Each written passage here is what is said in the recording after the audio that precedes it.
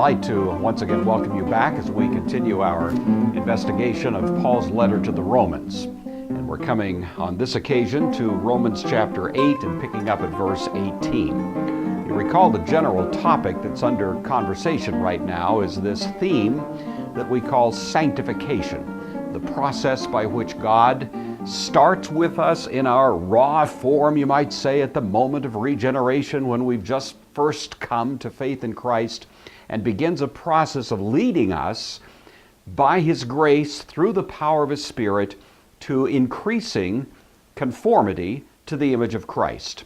The culmination of this process, of course, we call glorification, and that doesn't happen until we arrive in that eternal situation. But there is throughout our Christian life, our Christian experience, this process of growing in grace, and that's commonly called in Christian vocabulary sanctification. And so that's the topic that we're dealing with. We began in chapter 6 with what you might call the principle of sanctification. The only reason it's possible for us to be sanctified is because we've been liberated from sin. Original sin, that tyranny of sin, had seized us ever since Adam. Chapter 5 taught us that. We came into this world slaves to sin. But because that slavery to sin was itself a punishment, it was a judgment, when we were crucified with Christ, the requirement of that judgment was paid in full. And thus we could be liberated from original sin. We could be liberated from that judgment. It's as if the prison doors swung open and we were able to walk out into freedom. And we have been liberated from that sinful tyranny that characterized our lives in the flesh prior to Christian regeneration.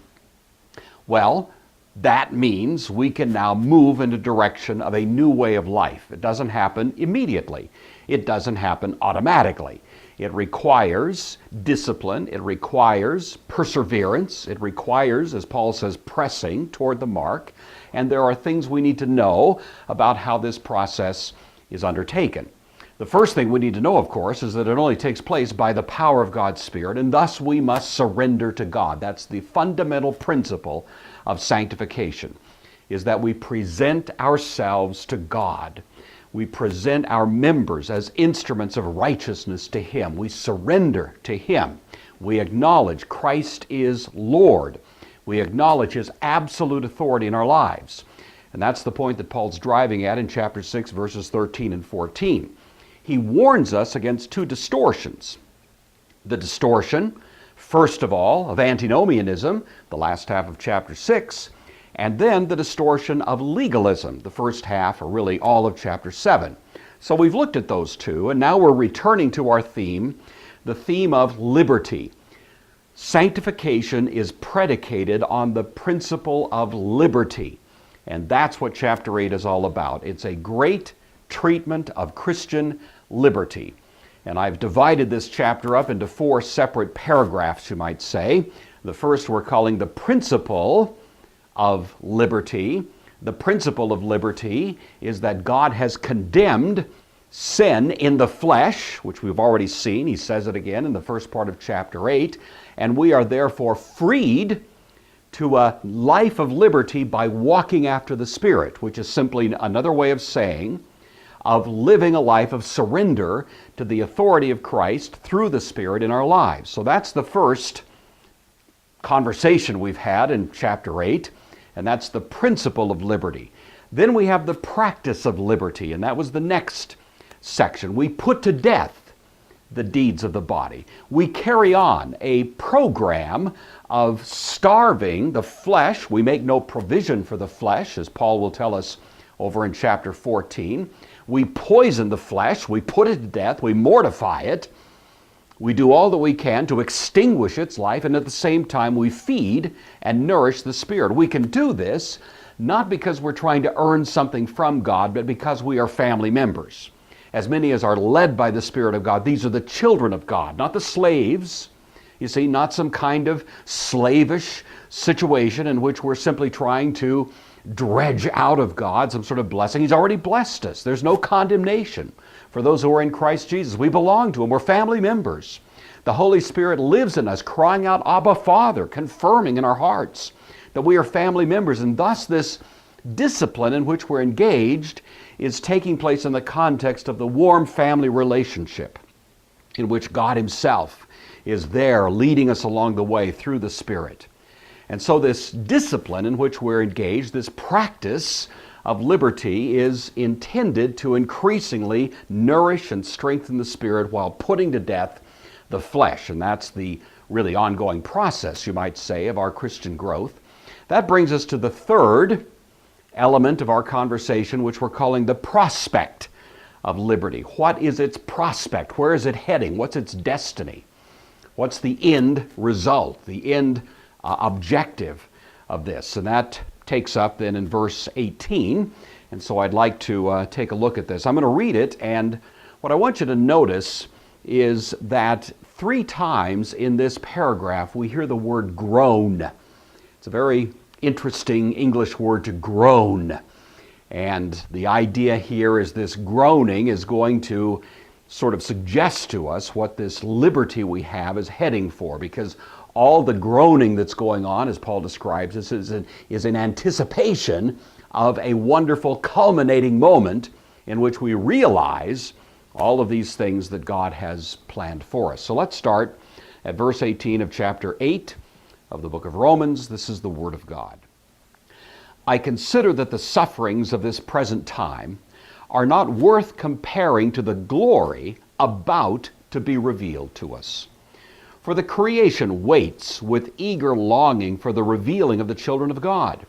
For the creation was subjected to futility, not of its own will, but by the will of the one who subjected it, in hope that the creation itself will be set free from its bondage to decay, and will obtain the freedom of the glory of the children of God. We know that the whole creation has been groaning in labor pains until now. And not only the creation, but we ourselves, who have the first fruits of the Spirit, groan inwardly while we wait for the adoption, the redemption of our bodies. For in hope we were saved. Now hope that is seen is not hope, for who hopes for what he has seen? But if we hope for what we do not see, we wait for it with patience. Likewise, the Spirit helps us in our weakness, for we do not know how to pray as we ought. But that very Spirit intercedes with sighs or groans too deep for words. And God, who searches the heart, knows the mind of the Spirit, because the Spirit intercedes for the saints according to the will of God. So it's a remarkable text, and again, I hope you notice the 3 uses of the word groan. The same Greek word is used in each case, although the English translation here has modified it some. So let's start at verse 18. I consider that the sufferings, Paul is referring to the sufferings that we go through by virtue of belonging to Christ. It's partly this discipline that we've been talking about, the life of restraint, the life of pursuing holiness, putting to death the deeds of the body, nurturing the Spirit, and of course, along with that, all of the resistance that we're going to run into along the way from the world, the flesh, and the devil. All of these, of course, are going to be militating against our pursuit of holiness, our Christian service in the world. All of these things that are incumbent upon us as Christian people are going to create a certain degree of suffering. Sometimes that suffering can be quite severe. There can be true persecution. And some of God's people down through history have suffered deeply and profoundly in this process of pursuing holiness and representing the person of Christ in this world. We just need to face the music. That's the way it is. And so if we are aware of that, it'll at least help us. We, of course, according to Paul, can set in contrast the suffering that we experience in this present time to the glory that is going to be revealed. And of course, that is the prospect of liberty. That is what we're looking forward to. That's the final, wonderful, culminating event. We will be glorified. And in a sense, this entire process of sanctification is intended to prepare us for that great moment when we will share in His glory. Now, Paul begins to talk about how it's not just us, it's the entire created order that in a sense is participating in this process of anticipating the great culminating moment of glory. Notice the creation waits with eager longing for the revealing of the children of God, for that moment when God's own people are glorified. The whole creation is waiting for that as well. The creation was subjected to a kind of futility, not of its own will, but of the will of the one who subjected it. Generally, this is taken to refer to what took place in the Garden of Eden, when Adam, acting on behalf of the entire creation, committed treason against God. He was acting there, in a sense, as a king. So not only the king, but the kingdom were put into a position of hostility to God. We surrendered the authority that had been God's. We surrendered it, you see, to the devil. We obeyed Satan rather than God and made him the prince of this world for a time until it would be taken from him by Christ, when Christ came and, of course, took back this strong man's goods. As you recall, Jesus describes it in the parables in the New Testament. Well, this was a time in which not only Adam and the human race, but the entire creation were put into a position of what Paul calls futility, a kind of vanity, as Solomon describes it in the book of Ecclesiastes. The entire created order is sort of impaired, as it were, limping along now. As beautiful as it is, it could be so much better, but for the intrusion of sin, which has changed everything. And that seems to be Paul's intended sense here. So the creation was subjected to futility. The creation will be set free, Paul says in verse 21, from its bondage to decay, and will attain the freedom of the glory of the children of God. So as God's own children are glorified, the entire created order will be rehabilitated profoundly to share once again in the great glorious circumstances of its original created order, and better. We know, Paul continues, that the whole creation has been groaning in labor pains until now. There is a kind of groaning in creation. All of the anomalies of creation, the destructive weather we sometimes see, and the droughts and the famine and other kinds of unhappy circumstances that befall us just as part of this created order, are of course not the natural condition. All of these things, Paul seems to be saying, are going to be changed, and they will be changed coincident with the change, the glory of God's own children as that finally occurs. He says the whole creation has been groaning until now, and not only the creation, now he shifts the focus to us, God's people. We have been, who are the first fruits of the Spirit, groan inwardly while we wait for the adoption, the redemption of our bodies. We have a sense that things are not right. We live in bodies that are impaired, susceptible to disease and death and so on. We feel the pain of life and the circumstances that tell us that things are not the way they could be. The great philosopher Blaise Pascal said we live in this great dilemma where we have what he says the body of a beast and the mind of an angel. We can imagine the way life ought to be, and yet we're impaired by the limitations of our own created situation until that time, of course, that there will once again be a great unveiling of glory. He says, in hope we were saved. Now, hope that is seen is not hope. We haven't realized it yet. There is something still out there, some great, wonderful experience yet to be realized by God's people. And if we hope for what we do not see, then we wait for it with patience. And that's our present circumstance. Sanctification is in part a process of waiting for what God is going to eventually give us. And there's a patience about this waiting that characterizes us each day as we look forward to it and yet realize we haven't arrived yet. Verse 26, likewise the Spirit helps us in our weakness. It's a wonderful word. A Greek word there is sunanti lambanatai. The sense of the word is the Holy Spirit steps in beside us, shoulders our burden with us, and yet is not replacing us, works with us. And so that all of the things that we're involved in, the labor that we perform, is in a sense assisted by God's Spirit and given potency, not because of our talent, but because of His power. So the Spirit helps us. We, for example, Paul says, don't know how to pray as we ought to pray. That's just one of a long list of things that Paul could name at this point that we don't know how to do.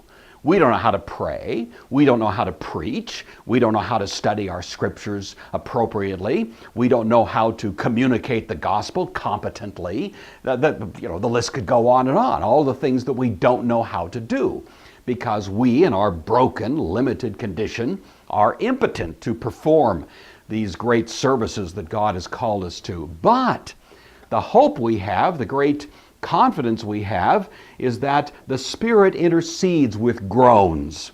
And here's the third of the groaning references in this text. Not only the creation, not only we ourselves, but the Spirit within us, joining with us in this process of leading us to something better, something glorious that stands at the end of the line.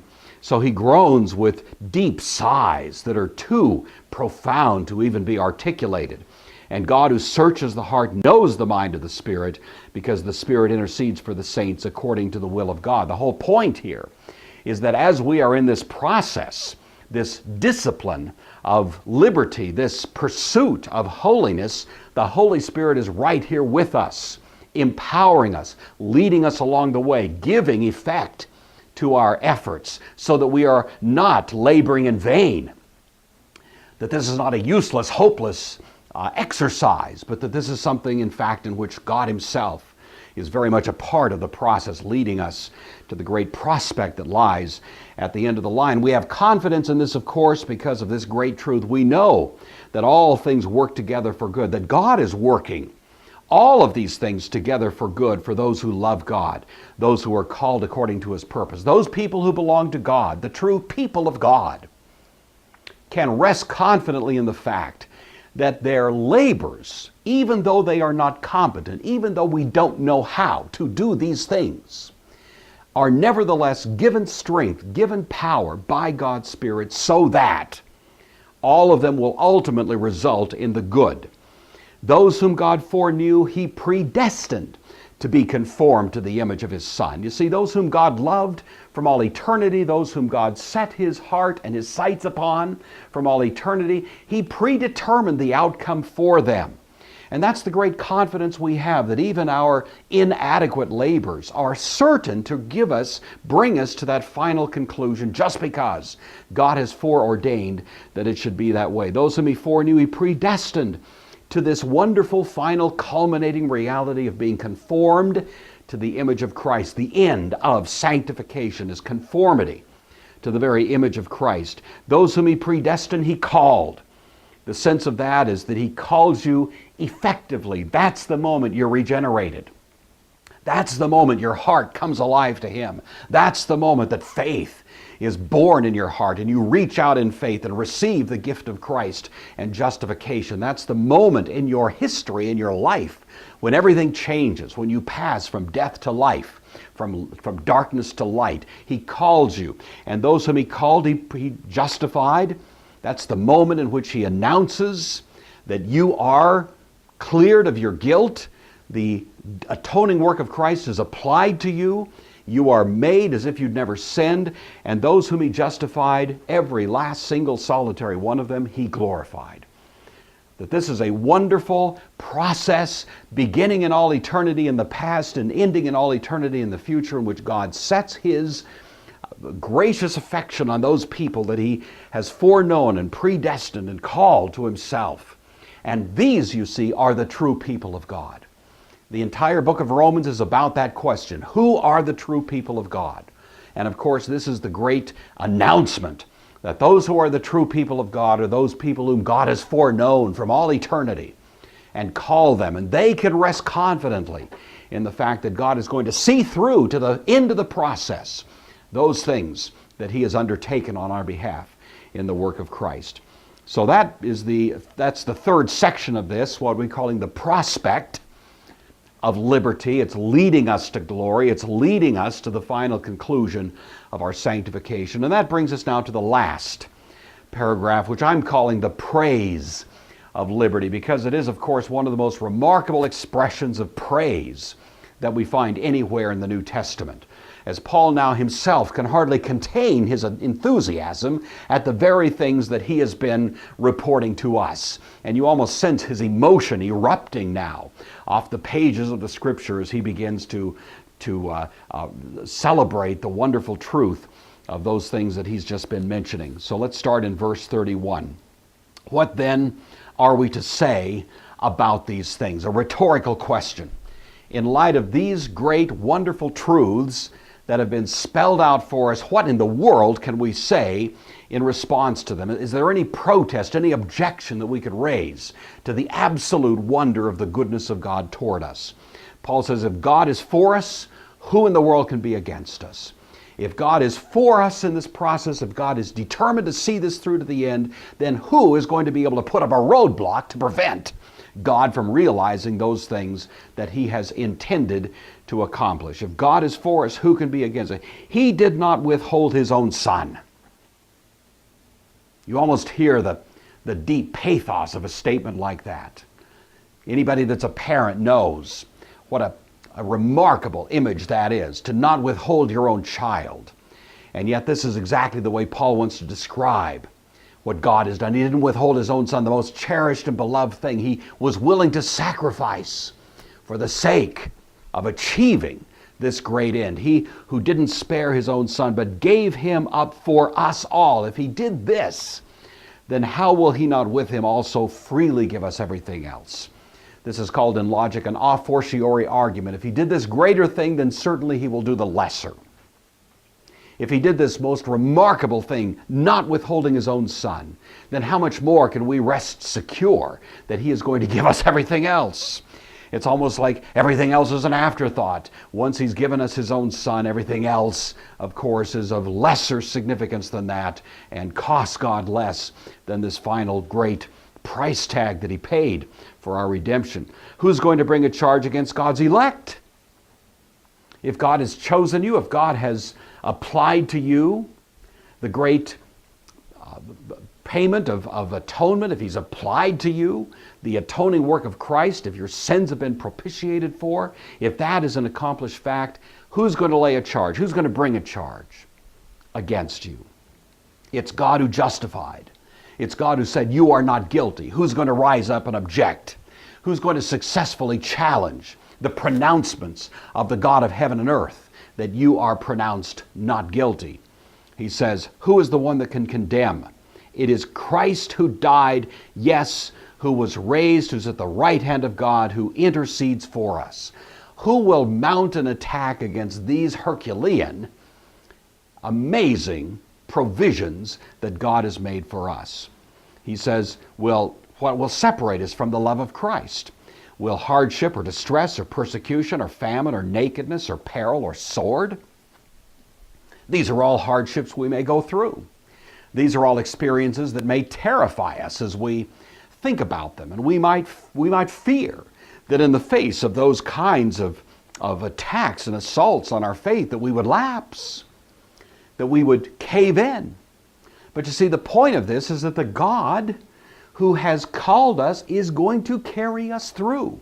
And in spite of what you may encounter, in spite of the hardships that you may experience, in spite of the challenges, the threats that may be mounted against you, you can rest secure that God is not going to let go of you. No one will pluck you out of his hand, you see. And so all of these things, though they may be terrifying to us, and they may be something that we rightly cower before in our own humanity, nevertheless, we recognize that God is not going to let us go. As it's written, for your sake, we're being killed all day long. We're accounted as sheep for the slaughter. That's really the way it is, isn't it? As being a Christian person, we're constantly facing the assaults of this world, the challenges, the disparaging remarks and so on, the persecutions that may occur. And we might wonder in the face of all of this if we can make it. We might wonder if we have the strength to see it through. We might doubt ourselves. And in our own selves, we have a reason to doubt. But Paul's whole point here is that God is there with us and protecting us and preserving us all along the way. So he continues in this remarkable conclusion. No, in all these things we are more than conquerors. Super conquerors is the phrase there in Greek. Through him who loved us. For I am convinced that neither death nor life, angels nor rulers, things present, things to come, powers, height, nor depth, nor anything else in all the creation will be able to separate us from the love of God, which is in Christ Jesus our Lord. And the whole point there is that God is hearing the intercessory prayers of Christ. He is praying for us. In the hardships of life, He's praying for us. In the circumstances of life, when it seems that we're right at the end of our resources and we're about to fail, He's praying for us. His love for us is undiminished. Even when we fail, even when we trip up, even when we fall off the rails, He's there, caring for us, praying for us, watching over us. And those prayers of Christ will not be unanswered. God's prayers, the prayers of Christ rather, are going to be effective in seeing us through to the end. The effectual, fervent prayer of a righteous man avails much. And the most righteous man in the whole history of the universe is praying for you. And you can rest assured that those prayers are going to be effective in seeing this process through to the end. Well, at this point, we're going to have a significant change now. We've reached the end of a discussion of sanctification, and we're going to be moving now to the next topic, which is really a question of who are the people of God. I'd say these next 2 or 3 chapters are the whole point of the book of Romans. The entire point has been to lead up to this, to teach us that the true people of God are those of faith, not by birth or legal status and so on. To teach us that the true people of God are nevertheless people who are very much concerned about holy living, and that's the whole point of this discussion of sanctification. But now we want to get down to the real nub of the matter. Who are they? How does this actually happen? How do we understand these true people of God with reference to those people who think they are the people of God, namely the Jewish nation of the first century? And that becomes the entire theme that Paul is going to take up beginning in chapter 9. And so these next 2 or 3 chapters will be of very significant concern to us, and we'll be taking up that investigation the next time we're together. Until then, may God richly bless you.